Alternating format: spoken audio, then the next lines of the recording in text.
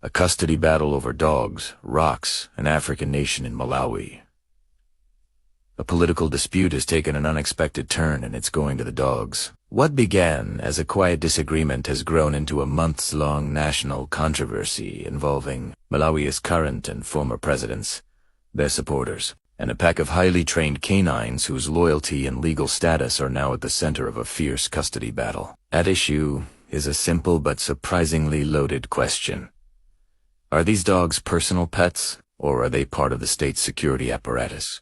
The animals once served as guard dogs for former President Lazarus Chakwera, patrolling the presidential residence and assisting with high-level security. According to Chakwera, the dogs are far more than companions. He insists they are trained professionals capable of detecting weapons, black magic fetishes, and other potential threats, and are essential members of his personal security detail. But after Chakwera left office, the dogs didn't stay with him. Instead, they became the responsibility of the current administration, which argues that the animals belong to the state, not to any individual president. Officials say that dogs were acquired with public funds, trained for official duties, and therefore should remain under government control.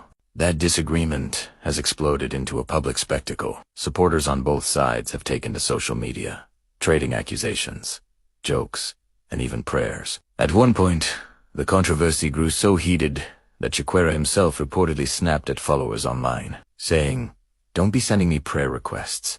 As tensions flared over the fate of the dogs, the dispute has captured national attention not just because of its oddity, but because it touches on deeper issues including power transitions, use of public resources, and the lingering rivalries between political camps and military. For Chakwera's supporters, the dogs symbolize respect for a former leader's safety and dignity. They argue that stripping him of trained security animals leaves him vulnerable and sets a troubling precedent for how ex-presidents are treated. For the current administration and its backers, the matter is about accountability. They say allowing former leaders to take state-funded assets, even dogs, opens a door to abuse and blurred lines between personal privilege and public property. Meanwhile, the dogs themselves remain silent, unaware that they have become some of the most talked-about figures in Malawian politics. What might sound like a quirky headline has evolved into a serious debate, one that reflects how even the smallest details can expose larger tensions in a nation navigating democracy, leadership transitions, and the rule of law. In Malawi today,